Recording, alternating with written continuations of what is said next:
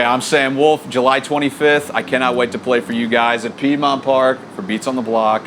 I have a whole bunch of brand new music that I've been testing all around, and now it's time to debut it for Atlanta. So if you want something fresh, something that's very near and dear to me, might have a couple surprises for you, come to Beats on the Block, July 25th. I'll see you there. You are tuned in to Talk on the Block, the official pre-party podcast of Beats on the Block, where we talk to artists before they take the main stage. Make sure to come back later to stream their entire set exclusively at youtube.com/@beatsontheblockfest.com. It was good to see you, bro. It's good to see you. It's good to see you, man. So I'm here with the legendary Sam Wolfe, techno producer extraordinaire. This guy travels the world, blessing everywhere he goes with his fresh sounds. And in just a few weeks, he's going to be blessing Beats on the Block. That's going to be sick. Thank you for joining us for both Beats and the Block and Talk on the Block, man. It's my pleasure. It's my pleasure. Anything for Atlanta. I owe a whole lot to Atlanta, so I'm happy to do it. Plus, we got this beautiful, for those who don't even know, it's wild because a lot of people think Atlanta and they think like hip hop music. They don't think electronic music, and you get a lot of people from all over that are like, yeah, I've flown through the airport, but they don't know how good we got it. And I feel like this kind of gives a nice, portrayal of what we got cooking here. And so many genres for all kinds of music too, right? Like, of course, hip hop is very, very strong here. Yes. But even on our side of things, like with dance music, you go to different clubs, different venues. You've got almost every flavor under the sun imaginable for dance. You got techno, you got Latin, you got Afro, you got bass. A lot of bass music. Oh yeah, you got it all. Couldn't ask for a better mixture. And the cool part is that the underground. You know what I'm saying? So it's interesting because obviously a posh club is a cool thing with the tables and the this and the that. But what a lot of people crave is like that raw, cool feeling. And with all the events being put on with folks like Twisted Lines, folks like yourself, and having like Underground Atlanta, I was just re-listening to the one that was for Sarah Landry down by the train yard, and playing a set under a bridge with freight trains passing by. Like people from Germany or wherever in Argentina, they look and they're like, damn, this is cool. I wouldn't imagine this happening in Atlanta, Georgia, but it is. And it also breeds such a really cool ground for new tracks to be spun, right? Yes. Like you might be inspired to play something different in a train yard or underneath a bridge or out in a park that, you wouldn't normally get in just like a nice club or even a rooftop or something like that. And I feel like a lot of records hit Atlanta first before other places, at least in the States, and a lot of things are tested here. I think that one of the worst things that a DJ can do that's coming to play Atlanta for the first time is to think like, oh, I'm going to give them my set I played at this big festival 2 years ago. They're going to get like the cookie cutter generic thing. Atlanta's the one place where they want that weird out the box, because if you start ripping it and you get a legendary ATL Ho chant, then you're cooking, you're ripping, you're doing a good thing. And like, this is the marketplace to get weird and not to play it safe. I totally agree. Absolutely. And that's also speaking on how in tune the Atlanta music culture is too. Yes. Because they've heard your set from 2 years ago, right? Yes. They do their research. It's a very educated audience, right? So they can go to SoundCloud. They can hear it. They want to hear that new shit. They want to hear the funky stuff, the fun, the fresh, those tracks that might be the first time ever played out in front of that group. They want that new age experience, which is very fun. It's a very great city for it. I feel like in today's world, the number one thing that you can try and do is figure out a way to stand out. With the Yes Bitch record, people had done rap over techno, but I think that was a very special one where we had Rome Fortune, Atlanta native. We had Rome Fortune, Atlanta native on that track, and there was something about the energy with something as simple as just saying yes, bitch, over a beat that John Summit picked up and Dom Da. I mean, we had everyone from Carl Cox, Tiesto when he came here playing it. I mean, that record went super, super far. It's just something about taking those a little bit of left field risks that kind of pay off, and this is the place to give it a shot. Why not? Absolutely. It was so funny. I know we met I think a few weeks after that had just come out, Yes. and it had just smashed through to #1 on Beatport. That was a good time. And it was so funny because me and my brother, maybe like a month before that, were having a huge conversation about music, and both of us agreed is like, we need more Rap House. Yeah. Like, it's so hard to get right. Like, we were both looking for it. We were Yes. trying to find records, and nothing was really hitting. Yes. And then we're like, well, I guess it doesn't exist. We're going to have to just Yeah. wait. And I kid you not, just a few weeks later, Yeah. that came out and smashed through everything. It was like you were in my mind, Yeah, man. I mean, a big thing that's important is, as an example, growing up, you know, of course, high school, you know, listening to all kinds of rap, Lil Wayne era, Carter 3, Gucci Man, Lemonade, had the 10-inch subs in the back of my Jeep Liberty, bumping it on my way into the parking lot. Had the teachers that were running parking duty, like, this kid's a douchebag. What is he doing playing music so loud? You know, lemons on the chain, just doing crap like that. I'm not like a die-hard hip-hop guy, but I think being open to taking those experimentations, again, is super important. And what I'm trying to do right now is, all right, that vein has been tapped, you know, that's been mined. What can we do to now sound fresh and different? And I've been working on a whole bunch of stuff that's like, I don't want to say like R&B, but like almost feeling R&B type vocals. I've been working with a friend of mine who does do amazing R&B, almost like love songs. Ooh. And putting that and combining that with techno and like the heaviness of the sounds that I personally enjoy.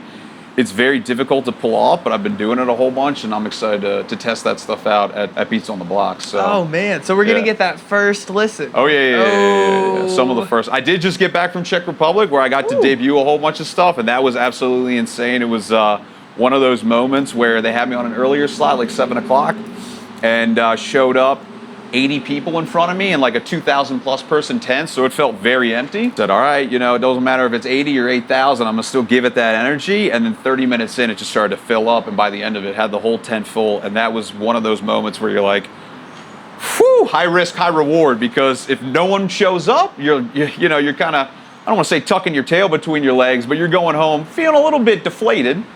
But having that where the energy brought people in so that not only they stayed, but it attracted more people. Because that's the whole thing. I've always described it as like this. A dance floor is kind of like a thermostat. You got to set the temperature. And that's kind of what a DJ does. And it's almost like what that person who is the first one on the dance floor does. Because if you show up to a dance floor and it's empty, it's almost like going to your middle school prom, where everyone's on the sides, you know, and it takes somebody a minute to get in there. And then once people start to get in there, people feel more comfortable, and it fills up a little bit more and more and more and more. But it takes that kind of person, whether you're the first one on the dance floor or you're the DJ behind the decks or both, where you're setting the temperature. If it's feeling like, all right, it's kind of cold in here, it's 65, we got to get it up to, 70, a nice climate. Or it's feeling a little bit hot, like, let's cool it down, take a breather, let it rip, and that's kind of what you do. And to have that payoff was a big win, big W. And I feel like that shows how seasoned you are, right? Because that's something that's very high skill level for DJing, right? It's one thing to know what records are good, what's hot, what's cold, right? And it's a whole other to know when to play it, how to set the exact mood, to like know what's hot and fresh in the city that you're in, paying attention to individual groups in the crowd and catering to that. And it sounds like you're a master chef over here to fill out a tent from 80 people to, I'm guessing you got it up to almost full capacity at 2,000. It was Man, close. I that's mean, incredible. I appreciate that. A broken clock could be right twice a day, and maybe I just got lucky. But I will say this. Obviously, it used to be about spinning vinyl and the technical ability of being able to beat match. But yeah, because DJing these days, it's so easy. It's really more about bringing the right energy and knowing how to make people be like, okay, this person makes me feel like I'm, you know what I'm saying? Like, you got to bring that little extra something. For me personally, I'm lucky because, you have this debate. If you could only DJ or you could only make music, what would you want to do? And I don't think there's a right or wrong answer, because some people really, really love producing and some people really love DJing. I love both, but I will say sitting in the studio producing and banging your head against the wall and trying to do that 30th or whatever iteration of a record so you can finally play it out. I personally would take the DJing side because I just am lucky enough where that fits my personality, where I love to feed off people. I love to give energy and be like, yo, I've had so many amazing experiences being in the crowd, and I wouldn't be the person I am without all of my experiences at shows, at festivals, losing my mind, just completely having a ego death or a transformational experience where you're like, yo, I love this stuff and this is making me a better human being. It's making me more cosmically aware. Giving that back and then putting that out there as you're performing, I feel like that's what attracts people these days because, you know, yeah, you can do some cool tricks and you might be able to scratch and yada, yada, yada. And that's definitely cool, don't get me wrong, but really DJing in today's era is just giving the light and giving good energy. That's my opinion, so. I love that. And also the parallel of both sides too, right? Because when you're out there and you're really creating that moment and that space for people to enjoy themselves in, but then also on the flip, when you create a record that goes past your own sets, right? Like with Yes Bitch, when it's getting played out by so many different people and resonating, it's like you're able to share that experience even further. Yes. I know you just had a record get played out by Amir Van Buren and Armin. I'm sorry. That's cool. No disrespect, my bad. I'm just bad with words. Yeah, it's all good. But at Coachella, and I heard it was their second song of the set, which passed their intro. So you might even consider that the first song they played of the night. So when you're playing something, when you create a record that gets put out on such a big stage, like, how does that feel to you, you know? That's a good question. So it's a bonus taco experience because I had no idea that was going to happen. So when you have no idea it's going to happen and then you have people sending you stuff and then you're like, dude, you're on the live stream. This is crazy. It feels really good. I'm really excited for that one because that particular song, it's coming out in September. It's going to be my debut on Drum Code, which if you're in the techno scene, in this specific niche that I'm in, getting a record on Drum Code is like the holy grail of labels you can be on. Congratulations. Thank you very much. I'm really excited about that. Having that happen, it just gives that silent nod of all those doubts, all those iterations, because that one in particular, I had that vocal from my buddy for literally 3 years. Wow. Well, almost 3 years. End of 2023. So around November. So in November of this year, it'll be 3 years. It went through one iteration, then another. It wasn't getting played out. I said, bro, I got to do something with this one.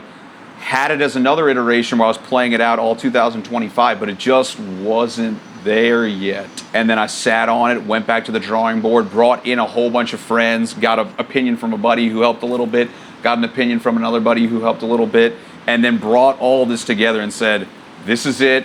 This finally feels right. I think we nailed it. And then getting that play and continuously seeing it getting played, getting it signed to Drum Code, it makes all of that banging your head against the wall in the studio totally worth it. So you bring up a good point, because if you make a banger, that banger can reach so many other people than playing one festival set or club set or whatever. So it kind of is like which do you take? Do you put out a piece of art that can theoretically reach millions of people, or do you want to just do, luckily we can do both. That's the beauty of it too, right? Yeah. It makes banging your head against the wall worth it when that record can keep banging everywhere, A lot of banging happening in this interview. A lot of banging. A lot of banging. We're just getting started up in here. It's also cool because, it's not even out yet. Yeah. And it's already getting such incredible success. I mean, I don't think there's very many bigger stages in the world than Coachella, right? It's up there, especially in mainstream appeal. That's the influencer Super Bowl right there. That's it. And so it's funny, not to cut you off, but I don't know if these pop up for you, but more than every now and then, I get the same YouTube shorts or people on Instagram, whatever. They're mukbang. They'll be sitting in their car and they're eating reviewing the food, Chipotle's do this or whatever. And then even those food people are at Coachella. They're reviewing $50 chicken tenders from Coachella. Was it worth it? Gee, I wonder what the answer to that. Wasn't worth it, but it's dude, everyone's at Coachella. Even the food people are there. Yeah. So it brings a lot of people. But yeah, it's not even out yet. So it's. I'd say it's that journey of that record in particular is just beginning. So who knows where it's gonna go? I'll tell you what. On this rooftop, I want to try and film some reels and some TikToks up here for around that, because Yeah, that's the one Let's thing do it. I learned from Yes Bitch, and like I don't know how to say this without coming off a certain way, so I'm just gonna say it. What I've noticed is that a lot of they call them like the A-list DJs, you know, like the people that everybody knows, they really want to have something to themselves a little bit. I'm the kind of guy where before it doesn't matter who you are, I'm just be sharing something out. But there is something about the scarcity level to it where you're like, okay, this is only for these guys, and then those guys who get so much visibility are playing it, that can really build a lot of hype around a record. Like you see what Gordo did earlier in the year, and he did this whole thing of like, oh my God, this guy sent me this record, I don't even know whose song it is, help me find this guy, it's the track of the summer. I don't know if you saw this marketing ploy. I actually didn't. Yeah, so he did this thing where he's like, I got sent this random, help me find this guy. He's faking the whole thing. It was his song the whole time. But it built so much hype around like, whose is this? Where can I get this? We don't even know, blah, blah, blah, blah, blah. And I hate to say it, but you got to do those things and play the game so that it can have, you know, the biggest pop when it's finally ready. Like last summer with Disclosure and Chris Lake when they did the 1, 2, 3 record. Yeah, that's a good And they one. went through and they recorded like 30 different versions. Yeah, where he live streamed it, right? Yeah. I'm blanking on Chris the Lake did. Yes, Yeah. and I'm blanking on the MC's name. Yeah. But he recorded every single DJ's voice, and it was like one for the one and only Hamdi, you know. Yeah. And he went through, yeah, and he sent yeah. individualized Wow. versions to all of the Wow. DJs with like a personal intro for them. yeah. So every single one of those mainstream DJs was spinning it in their set everywhere across the world because it felt intimate to them. It was like a cool experience. I didn't know that. That's genius. Oh, it was awesome. That's I literally caught, genius. I said Hamdi. Yeah. Hamdi at the Caverns last year, Yeah. and he played his version of the record, and that was one of the first times I'd heard it out. And it's like, Damn. make some noise for, you know, Hamdi, and we're like, whoa, is this his song? Come to find out it was the Disclosure Chris Lake. But let me tell you, that cave was shaking after that record Yeah. spun. But little things like that with that Genius. tactile distribution of your Yes. record, where it's you're making sure it's in the right people's USB, Yes. can go such a huge way. Dude, the reality of it now is that, you know, I've said this before, I'll say it again. This was described to me once, and it really is. You know, it used to be you had to be a DJ. Then it was with the rise of David Guetta and Avicii, you had to be the DJ producer. But now you really have to be the DJ producer, master influencer, which really just means marketer.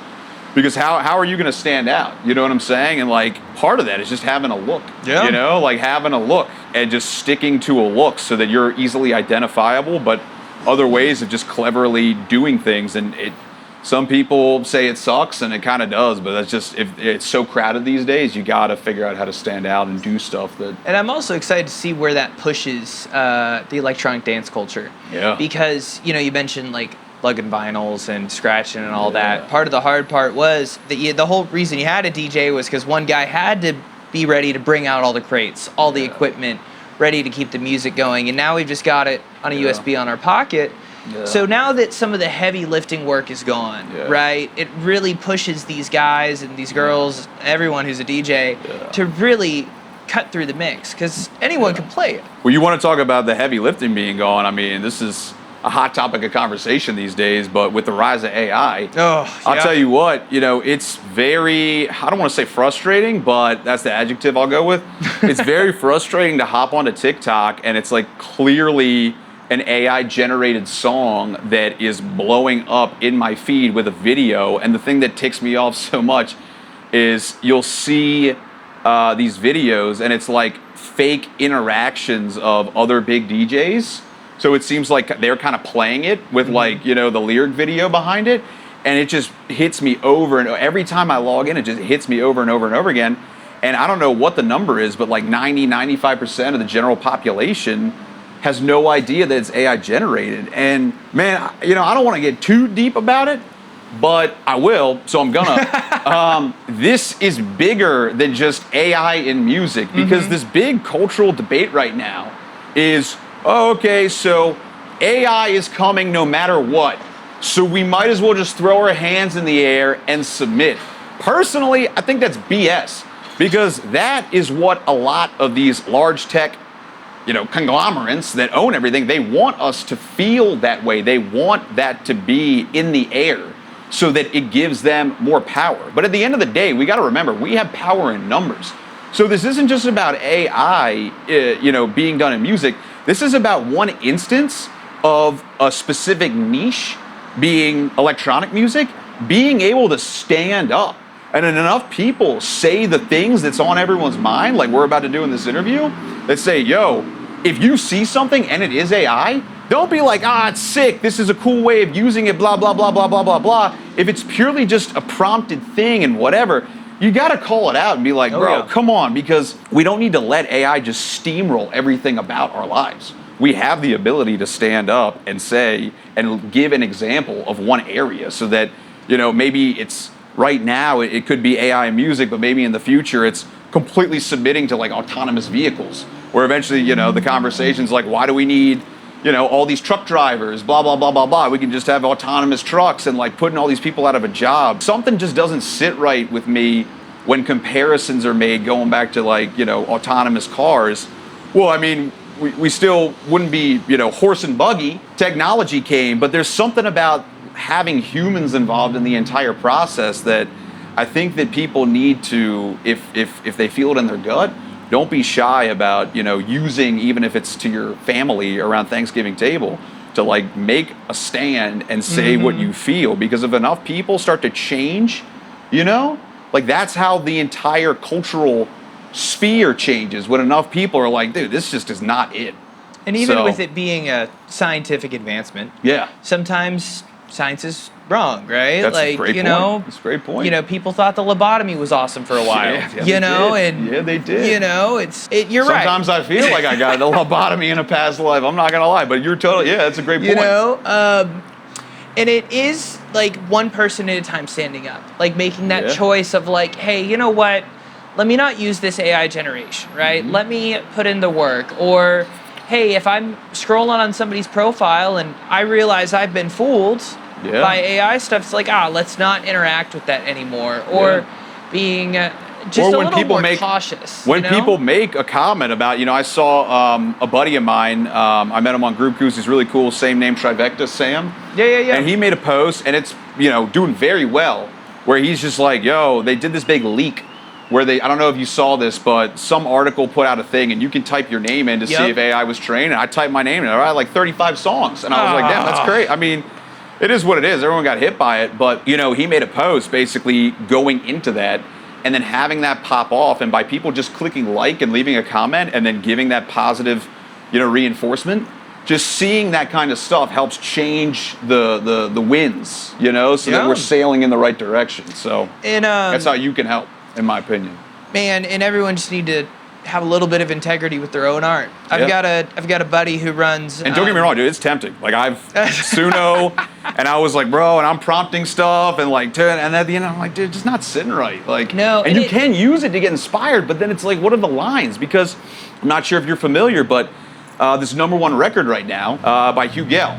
It's called Moving to the Sun, and it goes like, moving to the da da da da da da da da da da da. And I just saw this when I was, probably sitting on the toilet doom scrolling, and it was a completely AI generated track. Whereas moving to the da da da da da da da, then they took it and then they re-sang the moving, but then they kept the vocal chop, and then it's like, dude, what? It sounds so similar. What are we? I don't know. It's #1 though, so it's such a weird time to be in this space, and I don't have the concrete black and white answer, but I think what I just said really stands, where if you feel it in your gut, speak out about it and just let people know that some of the shit ain't it.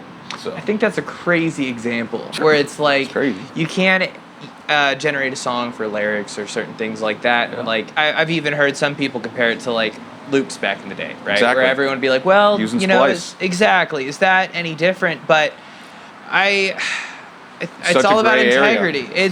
It's weird, but it's about standing up and exactly what you're saying. If it feels wrong or don't do it, because at the end of the day, music's about a connection and about a feeling and wanting a shared experience with others. Hopefully this will stay this way, but AI can't really do that. AI isn't capable of communicating feelings like that or those shared experiences and those records that last longer than a moment, right? That stand the test of time. The ones that, you wake up, they're still in your head. You sing that song 10 years later after hearing it. I don't think any of these AI records are going to stand that chance of time. And only time will tell. I hope so. I really do. One more thing on the integrity, because this was fascinating to me. A buddy of mine's running like an independent label, right? They've got some good traction on them, good records, good people, right? And we were yapping about his submission process a few weeks ago, and he was in over his head, and he was frustrated because he was like, dude, I just went through this last batch of submissions, and almost 70% of the things that he'd been submitted were AI generated. Yeah. And he was like, that's so frustrating that it's one to see it online, right? Yeah. It's one to come across it, be like, man, whatever. For the people to be like, oh, I'm going to send this off to a record label. I got a question. Are you surprised? Just a little bit. You know what it feels like to me? And again, we've all been there. I'm not throwing shade. I'm just calling balls and strikes. Go for it. Because we've all been there. We've all had these thoughts. Ozempic. You know what I'm saying? Like, bro, I mean, specifically in America, this is just how we are. Yeah. Quick fix. Take a pill, fix your depression. Take Ozempic, lose weight. GLPs. Don't get me wrong, like I've been very, very close to being like, bro, well, I mean, this one isn't Ozempic, this one's retatrutide. Like, I'm gonna take this, and this helps preserve more muscle mass, and you get into it, and it's like, I'm not throwing shade. Like, I'm not perfect. I have a lot of faults or whatever. But it really is. There's a lot of parallels, you know? A lot of quick fixes. And, there's a lot, and it's just, it is what, and on top of that too, the mass amount of pressure, because again, Hugh Gale has done something that the 0.1% can only dream to do. You are not A-list. You are you were AAA. And would that record have even succeeded if he wasn't Hugh Gale? It's pretty catchy. You know? I hate to say it. It is very TikTokable, and I can see why. But I guess what I'm trying to get at is that when you are at that level, because I'm not nearly at a level like that at all, you know, like you can tell me what level I'm at, but even where I'm at in my journey, I feel so much pressure of like, dude, you know, I had this Yes Bitch track. What's next? You know? Bitch. Yeah, exactly. I know. Si puta. That's the Spanish one for the si puta. But literally, I mean, I can't even imagine what somebody in his shoes who has that immense pressure of like, you have to do hit after hit after hit after hit, and it's not easy. So I empathize, you know? I can't imagine what that feeling is like. I can only think about it, so. Yeah, you will one day. From your mouth to God's ears. There you go. Thank you very much. Thank you very much. I'm liking the feistiness. I really am. Hey, you know. I think it's the craziest opinion right now. Yeah. Like, let's get everybody canceled. Yeah, sure. Let's do it. What's on your mind? You got a hot topic? You want my craziest opinion? Yeah, you got a hot topic? What you got? I mean, I think I really just went into some stuff. Let's spin it into some positivity. There you I think go. that, like, I'll tell you what. I really, really like what you specifically are doing by bringing a free event to Atlanta that is not just touching like one specific genre. Like, I can't wait to play after Canvas. As an example, you were talking about good energy on stage. Rita Canvas is one of my favorite DJs to watch because there's something about her and like the way that she vibes and the way that she throws down that's infectious. That literally you see that and you're like, I love it. I'm attracted to it, like a moth to a flame, and I want to learn from it and take from that. And I love how you're doing a multi-genre event that not only is multi-genre to capture as many people, it's also free. So that you get people that didn't even know they're going to be showing up to an electronic music event when they're hanging out at Piedmont Park or the Beltline, and they're getting a taste of everything, and it just grows this community. Oh yeah. So that's like a very kudos to you because thank you. You're literally doing it for the love, because anybody that can tell you about being involved in electronic music, there are a lot of financial hurdles. Yep, and a lot of you got to do this for the love. Too. Politics, yeah. yes, yeah. We put a lot of thought into our lineups and how we curate everything. There's so much love and time and energy, blood, sweat, and tears that goes into every single Beats on the Block, right? Talking about the lineups and stuff in particular, there is, I mean, I spend hours, if not hundreds, for each lineup, right? Going through and trying to place everyone in the right spot, like really thinking about the overall curation of, hey, if someone is just walking up to this, like how can we keep that moth to a flame, right? Like, and if you stick through one of our events, you know, from 2 to 11 in this case, with we got an extended hour for this next one, which is great. Let's go. There's a curation throughout the whole day. If you sit, you'll feel the progression all night. And because I will say, you can't be going too heavy when that sun, we're feeling it right now. It's like not that bad, so I'm not gonna, you know, but if you're sweating, you're out in the park and whatnot. You can't just be getting slammed by the. So that's just full tear out, 3 p.m. Exactly. You know, Yeah. I mean, Atlanta would be the place for it. You know, we'll get there one day, and that's been fun too. Is that when we started out doing this, we were 100% just a bunch of friends hanging out in the park in an afternoon. We had a small turntable and like a broken JBL. I remember seeing those online. Oh yeah, and more people kept coming. We were very house focused at first, and then every time we throw these events, we really attempt to push the genres just a little bit. Like, hey, let's bring a future bass DJ in, or let's bring in a little bit of wubs, or a little bit more bass. Let's bring in some disco, right? Like, it was all house at the start, but every event we're able to throw in just a little bit more seasoning, and our crowd just keeps growing and growing, and the love keeps spreading. And we're able to also give a platform to all these DJs across Atlanta, right? And some guys who might not necessarily have a chance to play in front of a crowd that big, and they get that experience. We're not as always concerned about, hey, you got 1 million TikTok followers, you got stuff blowing up. Like, we'll go through it, and if your stuff bangs, you're the right fit. You're gonna be banging out in the park. That's the way it should be. And that's what we try and do, and we're very, very grateful for the love and the community, and that the city has embraced us through some highs and lows. As the festival, we've been throwing. Had some good moments. 2 stages this time, right? Two this is the stages. first time 2 stages. So we had one at Park Tavern last year as well, and we were able to have 2 stages there. But it's kind of a Park Tavern exclusive thing for the moment. Got you. So we're gonna have the Piedmont stage and then the Garden stage, one facing Piedmont Park, and then the other one in the back of Park Tavern. Both stages are so cool. We've got the Garden stage all pimped out, a really sick, intimate experience. Because Music Midtown is no more, right? Am I making that up? It? Yeah. Because Music Midtown was the one at Piedmont Park. So I mean, you just keep doing it, putting your head down, and then you have no idea where this thing could lead. Is the point I'm trying to make? We would love to you be have on no that idea. scale. We would love to. And that's literally how all these grassroots things just. It's not about. You can't just show up. I mean, you can, but it's hard to just show up, bring a big act. Nobody knows about you. It's about the community that you built.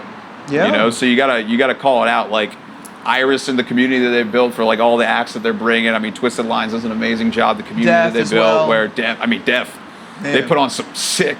Kudos. They do some cool stuff. So yeah, Atlanta is doing some very cool things, and I think that's the most important thing that we can do from this interview is to kind of bring people that have no idea what's cooking here, bring them into the fold. Oh yeah. Share a little bit of the ethos. So as far as what you're going to be bringing to Beats on the Block, like, what can somebody expect to see from you here? A lot of original music. Hell yeah. I got to try and do a couple, sprinkle in some Atlanta type things, without making it too corny. But something that's like, all right, pay homage to Atlanta. I haven't completely thought it through. I'm usually like a procrastinator. Like any time that I show up to a new city, I'll sit in my hotel room and just kind of feel the energy and then put tracks together of what I think might vibe, this Czech Republic thing. Like I kind of had an idea of what I wanted to play, but then when I got there, the stage I was playing at, it was way faster, way harder. So I was like, all right, rather than starting here and ending here, I'm gonna start here and end it here, being, harder and faster. Atlanta, I want to switch it up, but I love Atlanta because I'll take way more risks like we talked about before. Last time I played Believe, I dropped dubstep in the middle of the crowd, and they went crazy. I need to put that clip online. It's juicy. I'd love to see it. But yeah, probably something like that. So. And with you being like an Atlanta native, you're not gonna have to think too hard. You're gonna walk up and just feel the moment. The cool thing is that all the partying that I personally have done, I love doing Atlanta stuff because you'll see people that you used to party with all the time, and now it's just way more difficult. Married with a kid, about to have zip that out. I haven't said that online. About to have a second one on the way, but I guess that's the first announcement online. But yeah, we can just bleep that whole thing. It's okay. It's okay. Time's coming. But anyway, so time. It's not as easy to party as much as I used to, but I miss all my friends. You know what I'm saying? Because the friends that would show up to my opening set at District, at Believe, at Wish, at Odyssey, at Underground, those friends that from the very beginning that would show up, that would share, click like on an Instagram, Facebook post, all of that momentum helped translate into what the project has now. And so without like, there's really no other way to say this other than extreme gratitude. And, you know, I don't know if I say this enough, but definitely need to, but thank you to Atlanta and the city for just being super supportive, because without the support and the love, you're not getting the phone call to go to all these different places and getting to play, so. No, but you're right. Like, being able to have that love and support, those guys who stick around for you day one, goes the full way. And man, I hope that a lot of those guys can make it out for your set at Beats on the Block too. Hey, it's free, so I don't even have to load up my guest list. There you go, right? And that's one of the things that we also really love about Beats on the Block too, is that especially in like early afternoon, we'll see parents out with their kids too, right? Like that people like. I'm gonna bring mine early. There you go. Yeah, I'm gonna bring my son. Get My wife and son are gonna come. Get those fun headphones for him. He doesn't like to. He won't keep them on. I have them, but so we'll just keep him away from the loudness. But yeah, I'll bring him for a little bit. I'm excited to meet him. Yeah, it's good. Met him yet. It's good. He's the man. He's the man. He's the man. So, have you ever been in a place or a crowd or a bar or club? You know, maybe someone's minivan or whatever, and your own song Been in comes? a couple of those. Been in a couple of those. Yeah. Trading goodies. Good people helping good people. Hey, then you walk back out and you're on another planet. That's the best kind of minivan, am I right? Yeah. But, and then your own record come on and take you by surprise? Dude, that brings me back to a good story. So, I remember like it was yesterday. And this was a cool one because back in 2021, me and one of my best friends, JD, the man, the myth, the legend, love this guy. So we made this track, Reservoir, that came out on Nora and Pure's label. It was really interesting because, you know, I was trying to do the techno thing, and that's like a progressive record. And it definitely is one of those instances where, you know, I don't know if other people can relate to this. You know, there's something about the less that you care or want things or really thinking about it. You know, if you want something too much, the universe really puts up negative resistance to push it away. But when you're just like free flowing and just letting it rip and you're not really focused and you're not, you know, you don't want to be completely not caring about anything, but when you really just let stuff happen and you don't put so much, oh, this has to happen or this is going to happen and blah, blah, blah, blah, blah. I'm all about manifesting, but I found that personally when I care less, then the universe just kind of brings it into my sphere. So I had this big record signed to Nora and Pure's label, Purified, and I was in this day party she was playing at in Fort Lauderdale, Florida. And we were there in the crowd, and the guy who was a tour manager, shout out to Abel, put us on backstage. And right before I could get to backstage, he started playing the record, and it was crazy. I was dancing in the crowd. And yeah, man, it was, I just remember being like, this is my song, and I'm taking a thing, and then like tapping people around me, and dude, there's nothing like it. You're like, this is my song, and they're like, whatever, dude. Like, yeah, I know, right? I know. I bet that kind of did happen, something like that. But yeah, and then, I mean, I still go, as an example, this thing I was just in Czech Republic. Like, I'm in the crowd bopping, having a good time, because that's where we came from. People are always like, oh, it's like this big deal to go in the crowd. It's like, bro, that's why we're doing it in the first place, because we love going to these shows and dancing in the crowd and being there and experiencing it. Don't get me wrong, it's fun to be backstage, but you still gotta, you know, feel the vibe. Yeah, that was a great experience, 2021, and then since then, I mean, literally, we were here in Atlanta. Tiesto, when I got to play with him, he talked to me in the back of his green room area, and he's like, "Yeah, you gonna play the bitch song?" and I was like, "Yeah, I was." He's like, "Okay, good." So he was playing we made a clean edit that didn't say yes, bitch. It says yes, yes. Yes, yes. He's like, I play the clean one. So he played it there. That was super funny. Yeah, man. I mean, I remember being at Arc Music Festival. Again, I think 2022 or 2021, one of them. And Seton Lane Giordani get to do that. And he played one of my tracks then, being in the crowd, just being like, yo, this is wild. And it's dope. It's dope. It really is cool. It's fun. With moments like that, has there ever been anything like at any of your shows that you've seen in the crowd that you're like, whoa? Dude, probably the funniest thing that I'll never forget, I forget who I was even opening for. I was playing at District 2020 or maybe early 21, like right as COVID was getting lifted. Guy, he proposed during my set. Yeah, he proposed to his wife. Yeah, at District. If you dive deep enough into my Instagram, it's still on there.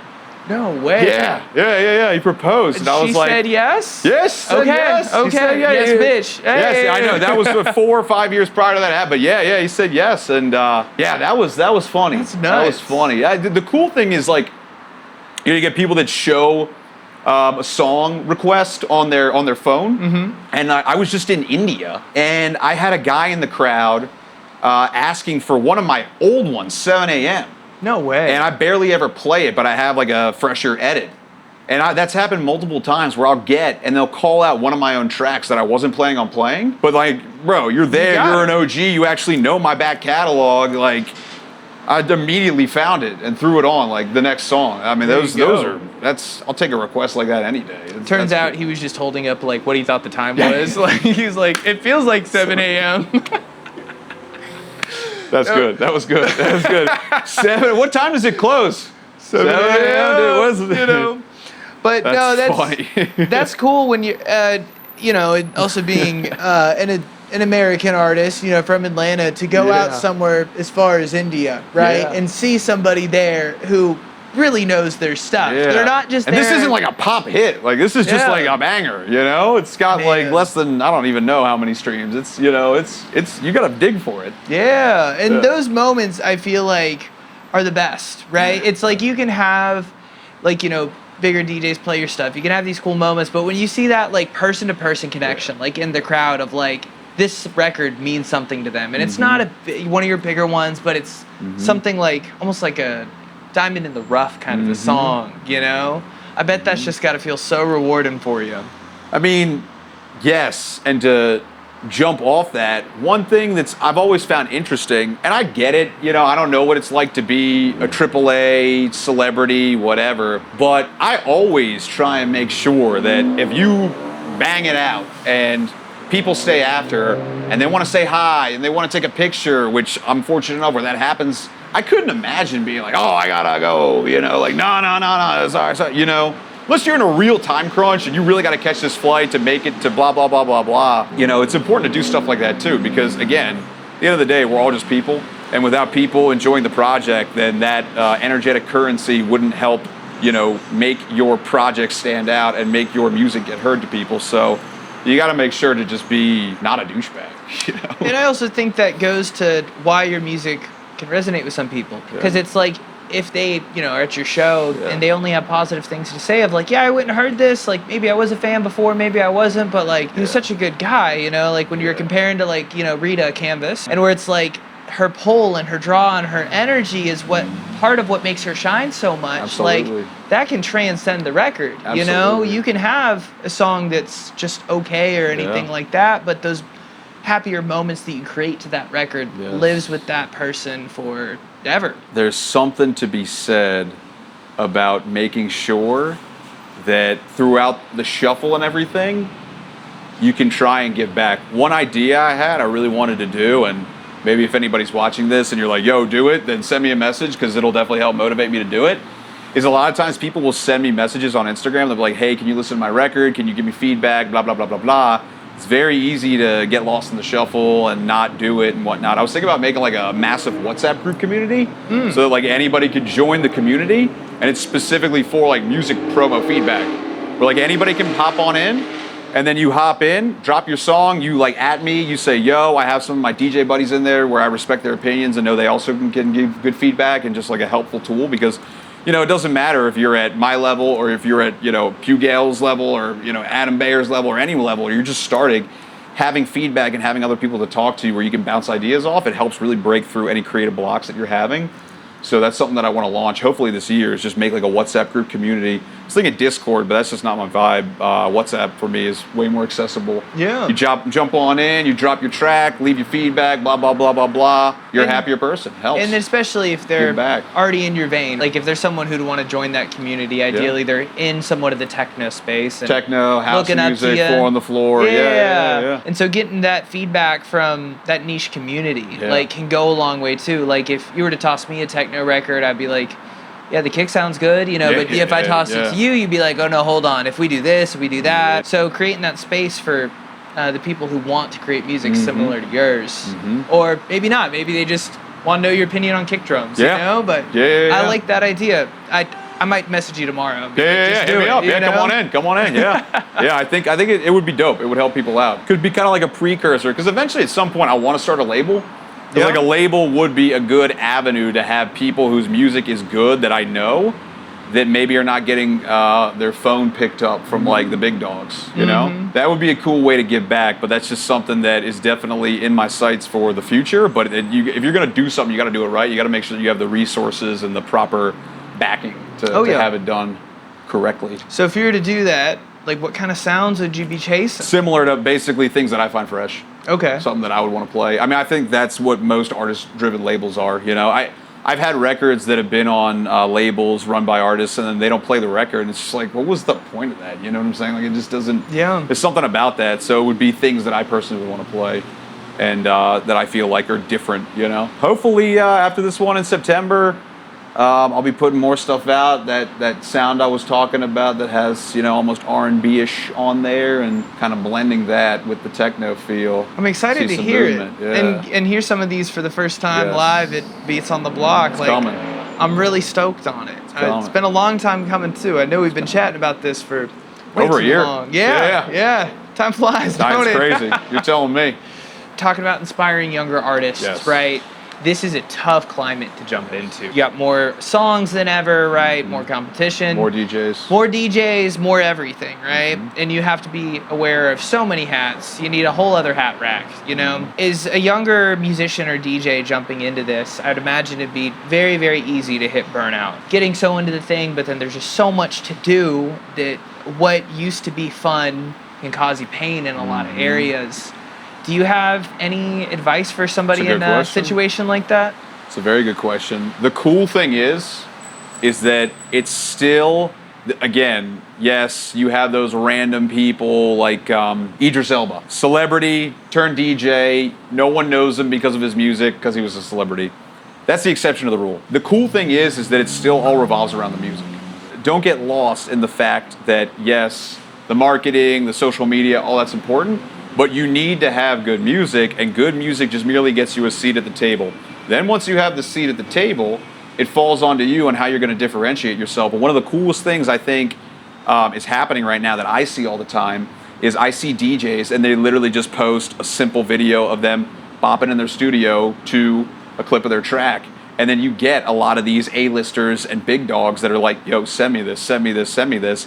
And then all of a sudden they're having a big moment. And then they start to build that momentum just from posting simple videos of them bopping to a track that other DJs want to play. And that's a very cool way that people can use their clout if they really fuck with the music that that person's playing to help elevate them. I had a situation where there's a guy, and I didn't realize this, but I knew I recognized him because I followed him. And he posted a clip that started to go pretty viral. And it's just him, and he's like up to a mic, and he laid his own vocals for this Tech House track, and it started popping off. And the coolest part was I went into our messages, and he hit me up and asked me for some of that feedback. And I gave him some on one of his earlier records from like a year plus ago. And he messaged me back, and I was basically like, bro, like I think that you need to use a clipper because like these transients are popping up way too much. And I think that's really hurting like the overall loudness of your mix and blah, blah, blah, blah. He's like, dude, your advice on using a clipper helped me so much, blah, blah, blah, blah, blah. And then we didn't talk again. And then one of his reels are popping off, and it's just because it's him making a cool track. The advice that I would give is don't lose sight of the fact that it is music first and then content and all that stuff second. Let the music speak for itself and then figure out the other stuff. But the reason that we're doing this is because it's electronic music. The word music it's not electronic content. You know what I'm saying? It's not electronic social media, you know?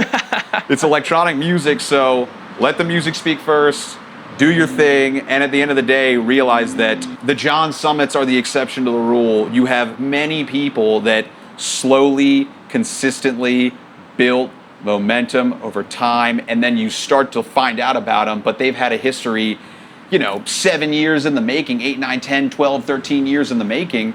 My buddy Hunter, who's popping off right now, he had a dubstep project back in 2007, 8, 9, and then he did Electro House as Hunter Siegel, rebranded as techno. I mean, he's been in the industry at least, 2016? It was a long time. 2026. He's been in the industry a long time, and then he's having this moment, which is very well deserved. And people see that, but only OGs know that, dude, he has put the hours in, he has put the work in, and then just by being there and seeing these opportunities, then when another one comes by and realizing this is an opportunity and this is how I'm going to play it, that can help you hit those levels, because there really is a thing. if you're not able to see yourself at a certain level, it's going to be very hard to get to that level. And if you do get to that level, unless you rapidly change your mindset and understand how to keep it going and be consistent about it, you're going to have a fall off because it's not easy to stay there. Yeah, that would be my advice. It's a great question because it can be very, very challenging, and I'm looking for the same advice. You know what I'm saying? But that's a cool thing that I see happening these days. So, and also that like your defeats or your losses are not as always bad as they seem. Like I know I've felt myself in many situations where like I walk out of whatever it is, an event or a show or whatever, I'm like, damn, I screwed that all the way up, or this went wrong, or something here and there, and then just put a little bit of time behind it, right? Maybe even a day or something, and you're like, you know what? One, wasn't as bad as you thought, or two, fast forward definitely further down the line, and then that failure is what you needed to be able to keep going forward. That's exactly, you took the words right out of my mouth, because you have to have certain losses to realize, this is how you have the win. And on top of that, what they say is that people are so focused on themselves, they're not even paying attention to you anyway. And that's absolutely true. The other thing I would say is that, back to that earlier question, if you do have a pop-off moment, whether it's using AI or whatever the flavor of the month is, just think long term after you have that moment. Is this what you want to be known for? Is this what you want your brand to be? Because there have been so many things where I personally had done something in the heat of the moment for maybe like fast clout or like a fast whatever, but it was the incorrect long-term play, and I should have done something completely different. And just make sure that you're thinking about it. Okay, let's say you have a viral moment.